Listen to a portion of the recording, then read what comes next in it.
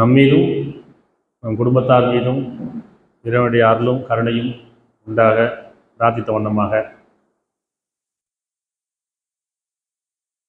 பெற்றோர் மீதும் சந்ததி மீதும் சத்தியமாக, பெற்றோர் மீதும் சந்ததி மீதும் சத்தியமாக. இறைவன் சத்தியம் செய்கிறான், பெற்றோர் மீதும் சந்ததி மீதும், அதாவது ஆணையும் பெண்ணையும் படத்திற்கு சத்தியமாக, பெற்றோர் மீதும் சந்ததி மீதும் சத்தியமாக. ஏன் சத்தியம் செய்கிறான்?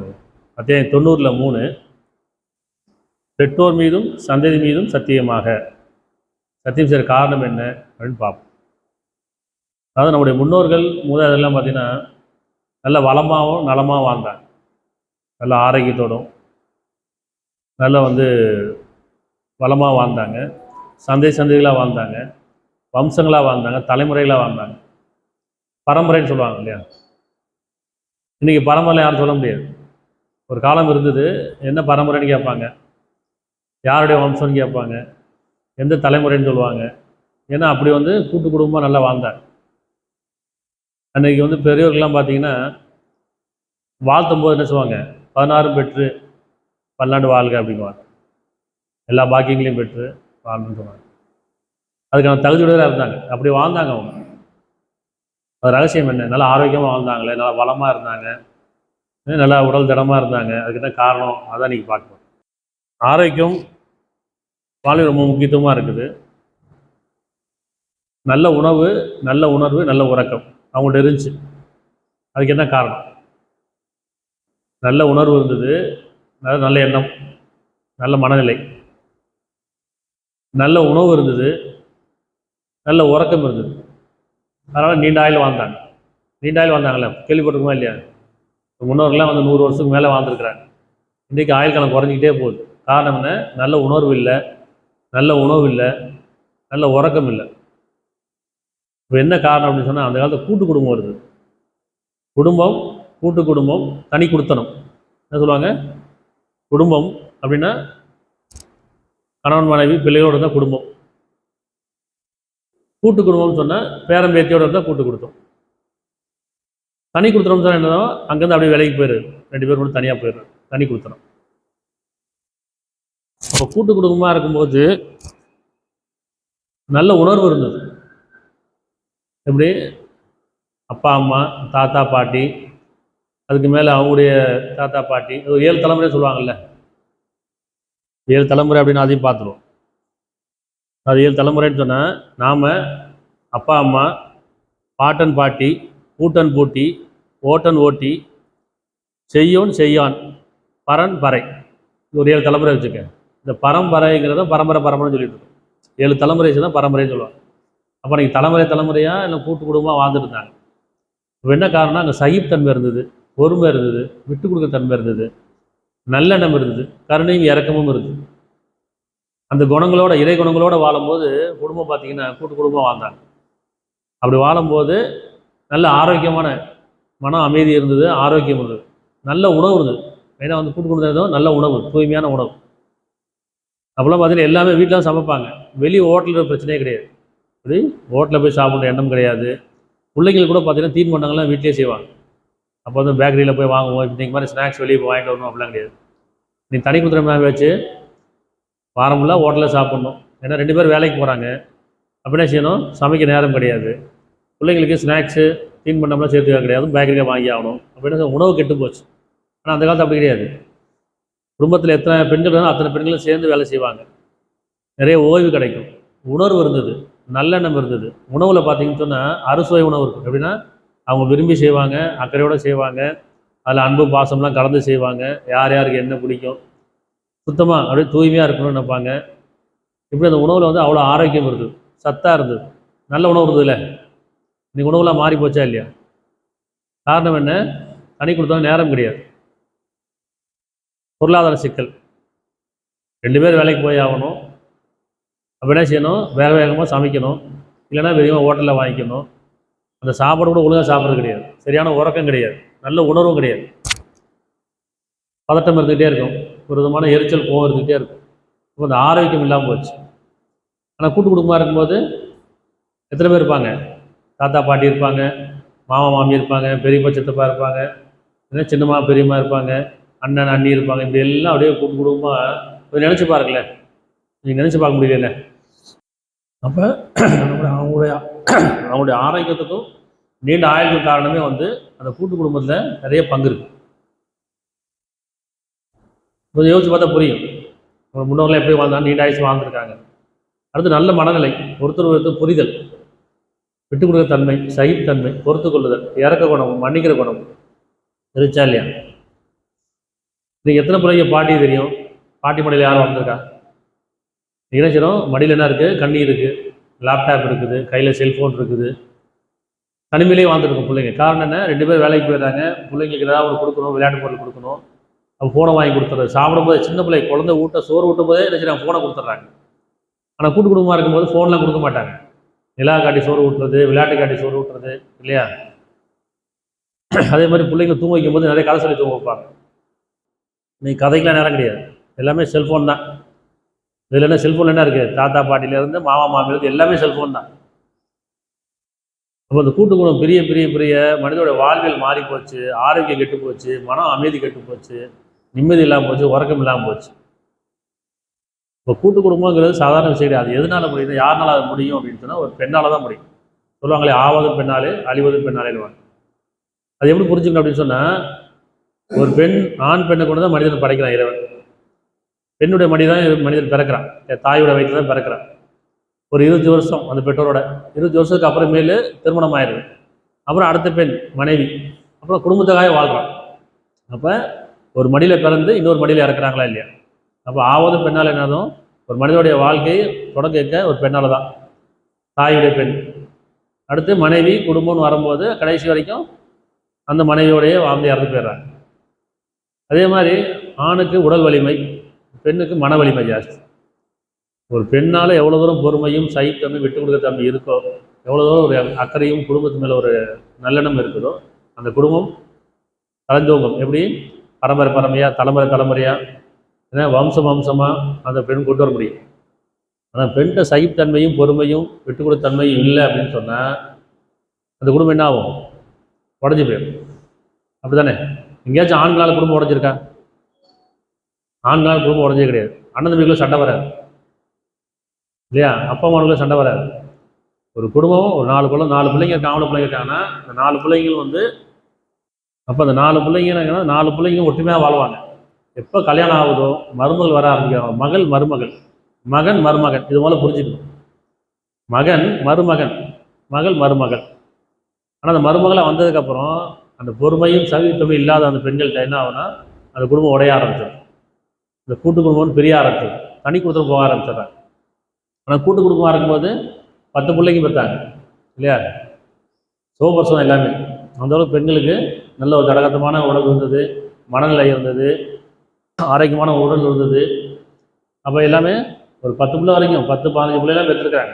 6, 7, 8, 10 எண்ணிக்கை இல்லாமல் எல்லாமே சோபர்சமாக தான் இருக்கும். ஏன்னா அத்தனை பெண்கள் வீட்டில் இருப்பாங்க, எல்லாரும் கவனிச்சுப்பாங்க. இப்போ அந்தளவுக்கு அந்த பெண்களுக்கு வந்து நல்ல ஒரு பாதுகாப்பு இருந்துச்சு. இன்னைக்கு தனி கொடுத்துற உனக்கு பெண்களுக்கு பாதுகாப்பு இல்லை, உடல் பலம் கிடையாது, மன வலிமை கிடையாது, பதட்டம் பயம் இருக்குது. அதனால் ஒன்று போதும், அதுவே ஜாஸ்தி. இப்போ கூட்டு குடும்பத்தில் இருக்க அந்த பெண்களுக்கு எவ்வளோ ஒரு பலம் இருந்திருக்கும், மனவள. அதே எல்லா பெண்களும் சேர்ந்து தான் இருப்பாங்க. மாமியார் இருப்பாங்க, சின்னம்மா இருப்பாங்க, பெருமையாக இருப்பாங்க, அக்கா இருக்கும், தங்கச்சி இருக்கும், பெண்கள் நிறையா இருப்பாங்க. ஒரு பெண்கள் இன்னொரு ஆறுதலாக இருப்பாங்க, உதவியாக இருப்பாங்க. அதனால் என்ன செய்யணும், எத்தனை பிள்ளை பெற்றுக்கிட்டாலும் அவங்களுக்கு எந்த ஒரு சிரமம் தெரியல. வீட்டில் தான் ப்ரோக்ரஸ் பிறக்கும். ஒரு வீட்டில் ஒரு குழந்தை பிறக்குதுன்னா எல்லா பெண்களும் கூட இருப்பாங்க. நீங்கள் அப்படி கிடையாது. தனி கொடுத்த போனதுக்கப்புறம் ஒரு பிள்ளை பிறக்குனாலும் ரொம்ப சிரமமாகி போகுது. ஏன்னா தனிச்சு இருக்கிறாங்க, உதவிக்கு ஆள் இல்லை, ஆறுதலுக்கு ஆள் இல்லை. அது ஒரு சிரமமும் ஒரு பயமும் ஏற்படுத்துது. அதனால் ஒன்று போதும். அந்த ஒன்று கூட எதுக்குன்னு சொன்னால் உறவுக்காரன் கேட்பாங்களே, சொந்த பந்தம் கேட்குமே, சமுதாயம் கேட்குமே அப்படின்றதுக்காக அந்த ஒன்று பெற்றுக்கிறது. அப்புறம் ஒன்று போதும், இந்த நாள் ஆகட்டும் அப்படின்னு தள்ளி போட்டுறாரு. அப்போ இறைவன் என்ன சொல்கிறான்னா, நீங்கள் சமுதாயமாக படைக்கப்பட்டீர்கள். எப்படி ஒரு சந்ததியை சமுதாயமாக எல்லாம் கொடுத்துருக்கேங்கிறான். அத்தியாயம் 30, 20, 21. அவன் உங்களை மண்ணிலிருந்து படைத்திருப்பதும், உங்களைனா யார்? ஆண் பெண் 2 பேர் தான் சொல்கிறேன். உங்களை மண்ணிலிருந்து படைத்திருப்பதும், பின்பு நீங்கள் மனிதராக பரவி இருப்பதும் அவனுடைய அத்தாட்சியில் உள்ளதாகும். உங்கள் சமுதாயம் ஆகியிருக்கேங்கிறான். ஆண் பெண்ணு தான் 2 பேர் தான் படைக்கப்பட்டிருக்கு. அந்த ஆண் பெண்ணு கொண்டு சந்ததியை உருவாக்குறான், அப்புறம் வம்சங்களை உருவாக்குறான், தலைமுறை உருவாக்குறான். இப்படி தான் நினைச்சான் மனிதர்களை பரவ செய்கிறேங்கிறான். அப்போ அவன் உங்களைனா ஆண் பெண் 2 பேரையும் உங்களை மண்ணிலிருந்து படைத்திருப்பதும், பின்பு நீங்கள் மனிதராக பரவியதும் அவனுடைய அத்தாட்சியில் உள்ளதாகும். இன்னும் நீங்கள் அவரிடம் ஆறுதல் பெறக்கூடிய துணைகளை உங்களிருந்தே அவன் உண்டாக்கியிருப்பதும். ஆறுதல் அர்த்தம் ஒருவர் மற்றவர்கள் ஆறுதல் பெறக்கூடியவர். துணை, கணவன் மனைவி கிடையாது துணை.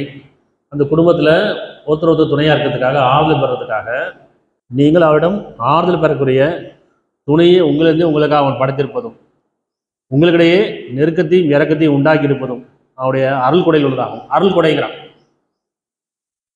உறவுகள் அருள்ங்கிறான். அவங்களுக்கு கொடுக்கப்பட்ட உறவுகள்லாம் அருள் கொடை. இது கணவன் மனைவி, பெற்றோர் பிள்ளைகள், தாத்தா பாட்டி, அண்ணன் தம்பி, அக்கா தங்கச்சி எல்லாமே பார்த்தீங்கன்னா கொடுக்கப்பட்ட உறவுகள்லாம் அருள், இவருடைய அருள்ங்கிறான்.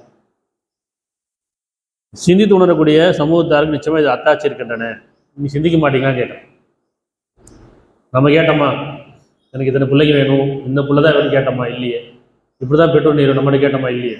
இறைவன் கொடுத்தான். பெற்றோரையும் பிள்ளைகளையும் அவன் தான் இணைக்கிறான், சந்ததிகளையும் அவன் தான் இணைக்கிறான், அப்போ வம்சங்களையும் அவன் தான் இணைக்கிறான். அதில் உங்களில் அழகேசனுடைய யார்? உங்கள் அழகேசனுடைய யாருன்னா என்ன அர்த்தம்? ஒரு குடும்பம் இருக்குன்னா அங்கேருந்து ஆரம்பிக்கும். கணவன் மனைவி இடையில உங்கள் அழகேசனோட யார், பெற்றோர் பிள்ளை இடையில உங்கள் அழகேசனோட யார். இப்படி உங்களில் அழகேசனோட யாருன்னு அர்த்தம்.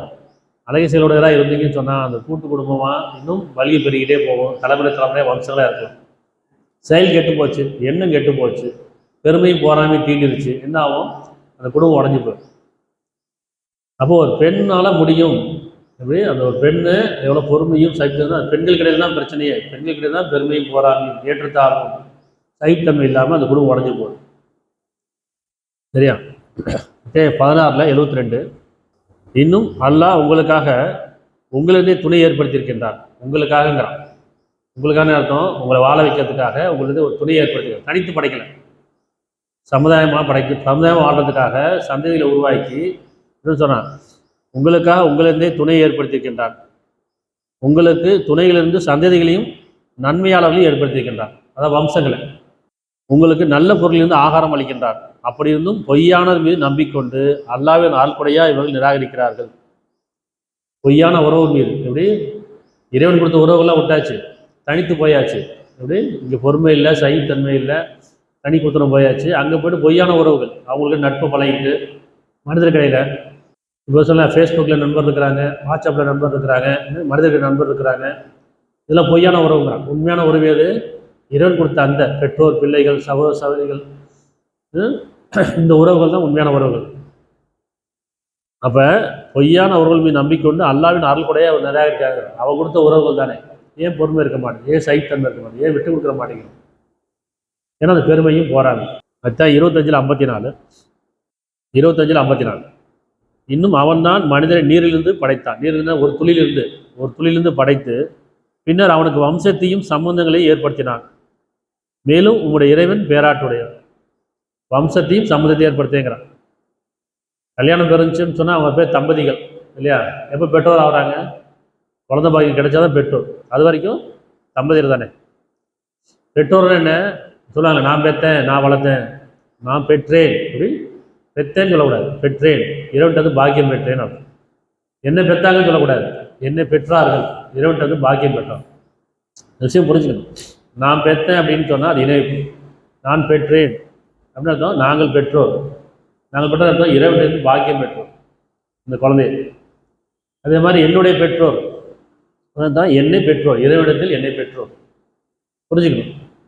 அப்போ இணைப்பு இல்லாமல் இறைவன்ட்டு கொடுக்கப்பட்ட பாக்கியம். நான் கேட்டு கொடுக்கல, என்னை கேட்டு அவன் கொடுக்கல, இறைவன் கொடுத்தது. யார் யாருக்கு எப்படி தான் நாடியவருக்கு ஆண் மக்களை கொடுக்குறான், தான் நாடியவருக்கு பெண் மக்களை கொடுக்குறான், தான் நாடியவர்கள் 2 கொடுக்குறேங்கிறான், தான் நாடிய சுமாடாக்குறேங்கிறான்.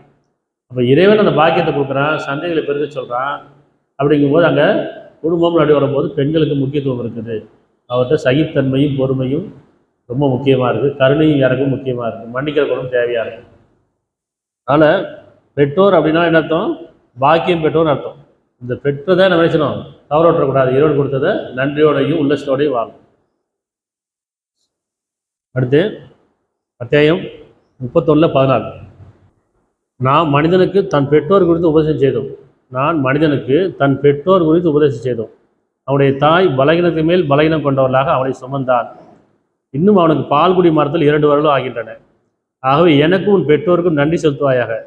என்னிடமே உன் மீறுதல் இருக்குங்கிறான். பெற்றோரை பற்றி யார் சொல்கிறான்? இறைவன் சொல்கிறான். உங்கள் பெற்றோர் நன்றி செலுத்துங்க. பெற்றோர்னு அர்த்தம் 2 பாக்கியம் பெற்றோர்கள். இங்கே கல்யாணம் முடிஞ்சு மாமியார் வீட்டுக்கு போயாச்சு. அவங்க யார் அப்படின்னா மருமகள், மயன் மருமகன், 2 பேர் பெற்றோர் தான். இவங்களும் பெற்றோர் தான், அவரும் பெற்றோர் தான். என்னை பெற்றோரும் பெற்றோர் தான், என்னுடைய மனைவி பெற்றோரும் பெற்றோர் தான், என்னை பெற்றோரும் பெற்றோர் தான், என் கணவனை பெற்றோரும் பெற்றோர் தான். இறைவன் பெற்றோர்கள், வரம் பெற்றோர்கள். அப்போ அந்த பெற்றோரோட செய்யணும், பாகுபாடு பார்க்கக்கூடாது. குடும்பத்துக்குள்ளே போயிட்டு ஏன் கூட்டு குடும்பமாக இருக்குன்னு சொன்னால் அவங்கள பெற்றோராக பார்க்கணும்.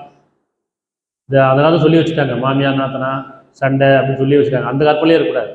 அவங்க யார்? அவங்களும் பெற்றோர், அதாவது அடுத்த பெற்றோர். தத்து கொடுத்துறாங்களே, கல்யாணம் முடிச்சு தத்து கொடுத்துறாங்க. ஒரு 20 வருஷம் வரைக்கும் தான் திறந்த இடத்துல. அப்புறம் புகுந்து வீட்டுக்கு போயிட்டு நினைச்சணும் அவங்கள பெற்றோராக பார்க்கணும். அவங்களும் நினைச்சணும் அந்த பெற்றோருடைய தன்மையை உணரணும். அவங்களும் தான் பிள்ளையாக பார்க்கணும். தன்னை மருமகளா மகளா, அவருடைய மகனா மருமகனா, இல்லையா? அப்புறம் எல்லாரும் பெற்றோர் தான். இங்கே வேறு எதுவும் பார்க்கக்கூடாது. இறைவன் பெற்றோர், பாக்கியம் பெற்றவர்கள். அப்போ அவன் எப்படி நடந்து போகணும்? சகித்தன்மையோடையும் பொறுமையும் விட்டு கொடுத்தும் அந்த குணத்தோடு இருக்குன்னு சொன்னால் ஒரு பெண்ணால் எதாலும் முடியும், சாதிக்க முடியுமா இல்லையா? சொல்லுவாங்க இல்லையா, ஒவ்வொரு வெற்றி பின்னாலும் ஒரு பெண்ணுடைய துணை இருக்குன்றாங்க. அப்போ ஆவதும் பெண்ணால் அழிவும் பெண்ணாலும் நம்ம வேறு மாதிரி போயிடக்கூடாது. ஒரு படைப்பு ஒரு பெண்ணு ஆரம்பிக்குது, அவனுடைய அழிவும் அந்த பெண்ணோட தான் முடியுது. ஆனால் முதல் பெண்ணியார் அவனுடைய தாய்மொழியில் பிறக்கிறான். அதுக்கப்புறம் கல்யாணம் முடிஞ்சதுக்கப்புறம் அந்த மனைவிக்கு குடும்பத்துக்காகவே வாழ்ந்து அவன் இறந்து போயிடும். அதே மாதிரி ஒரு பெண்ணால் எதையும் சாதிக்க முடியும். ஒரு குடும்பம் ஒற்றுமையாக இருக்கிறதும் பிரிக்கிறதும் அந்த பெண்ணால் தான் முடியும், இல்லையா? எந்த ஆண்களும் சண்டை நடக்கிறதில்லை. கூட்டு குடும்பத்தில் சண்டை நடந்து ஆண்கள் பிரியது கிடையாது. மருமகள் வர வர 1 2 3 மருமகள் வரும்போது என்ன ஆகும்? கொஞ்சம் கொஞ்சமாக அவங்களுக்குள்ள வேற்றுமை வருது, சண்டை வருது. அதுக்கு இப்போ தனியாக போகணும்னு நினைக்க ஆரம்பிக்கிறேன். காரணம் பொருளாதாரம். நான் அவங்க சொல்லி கேட்கணுமா? அந்த காலத்தில் அப்படி கிடையாது. ஏன் அப்படின்னா ஒற்றுமையாக இருந்தாங்கன்னா அப்போலாம் படிப்பு கம்மி. படிப்புனா அறிவு இல்லாமல் இல்லை, அவன்கிட்ட பணிவு இருந்துச்சு, ஞானம் இருந்தது, பொறுமை இருந்தது, நல்ல குணம் இருந்தது. இப்போ படிப்பு வளர வளர நமக்குள்ள ஒரு பெருமை வந்துடும். நான் நல்லா படிச்சிருக்கேன், படிச்சுட்டா வேலைக்கு போய் ஆகணும், நான் யாருக்கும் பயப்பட மாட்டேன், நான் யாரும் கீழ்ப்படிய மாட்டேன், எனக்கு எல்லாம் தெரியும். அந்த எண்ணம் வருதில்ல, அதுதான் தவறு. படிக்க தப்புன்னு சொல்ல, அந்த எண்ணம் வருதில்ல. நான் நல்லா படிச்சிருக்கேன், என்னுடைய படிப்பு மேலே இருக்குது, நான் நிறைய சம்பாதிக்கிறேன், நான் வேலைக்கு போகணும், எனக்கு ஒரு சுதந்திரம் வேணும், இந்த மாதிரி எண்ணம் தான் அந்த குடும்பத்தை உடச்சி வெளியே கொண்டு போயிட்டே இருக்கு. அப்புறம் அப்படி கிடையாது. கல்யாணம் முடிக்கும் போது பார்த்தீங்கன்னா வயசு வித்தியாசம் இருக்கும். ஒரு 5 வயசுலேருந்து குறைஞ்சபட்சம் 5லேருந்து 15 வயசு வரைக்கும் ஒரு வித்தியாசமாக முடிப்பாங்க. அவ்வளோ வித்தியாசம் இருக்கும்போது பார்த்தீங்கன்னா ஒரு பணிவு இருக்கும், இறக்க குணம் இருக்கும். நம்மளோட பெரியவங்களாச்சு அவங்க பணிவு இருக்கும், நம்மளோட சின்ன பிள்ளையாச்சு அப்படின்றது அந்த பணி ஒரு இறக்கமும் இருக்கும். அதனால் ஒற்றுமை இருக்குது, சகித்தன்மை இருக்குது. இப்போ அப்படி கிடையாது, வயசு குறைஞ்சிக்கிட்டே போகுது. இப்போலாம் ஒரு ஈக்குவல் வயசில் ஒரே வயசில் ஒரு வயசு முன்ன பின்ன இருந்தாலும் முடிக்கிறாங்க. இப்போ பார்த்தீங்கன்னா அந்த காலத்தில் ஒரு மரியாதை பண்ணுறோம் சில, இப்போ அப்படி கிடையாது. பேர் சொல்லி கூப்பிட ஆரம்பிச்சிட்டாங்க. கணவனை பேர் சொல்லி கூப்பிட்றாங்க, வாடா போடான்னு கூப்பிட்றாங்க. ஒரு நண்பனை பழகிற போல் பழகும்போது என்ன ஆகுனா அந்த குடும்பத்தில் ஒரு சலசலப்பு போகிறதா இல்லையா? பெற்றவங்க முன்னாடியே பேர் சொல்லி கூப்பிட்றது, பெற்றவங்க முன்னாடியே ஒரு அலட்சியமாக பேசுறது அப்படிங்கும்போது அங்கே குடும்பம் உடஞ்சிக்கிட்டே போகும். அப்போ இந்த வயசு வித்தியாசமும் இருக்குது, சரி. ஆனால் அது தாளம் இருக்குல்ல, ஒவ்வொன்றுக்கும் ஒவ்வொரு உறவுக்குள்ளே ஒரு திரை இருக்குது, அது கண்ணியம் இருக்குது. அந்த கண்ணியத்துக்கு பேணிக்கிட்டே வரும். அப்போ என்னன்னு சொன்னால், மனிதனுக்கு நான் பெற்றோர் குறித்து உபதேசம் செய்தோம். அவருடைய தாய் பலகீனம் மேல் பலகீனம் கொண்டவர்களாங்கிறான். 10 மாதம் சுகமான சுமை. நம்மளால் ஒரு 1 லிட்டரு இல்லை ஒரு கிலோ தூக்கிட்டு நம்ம போக முடியாது. 24 மணி வச்சுக்கணுமே கையில்.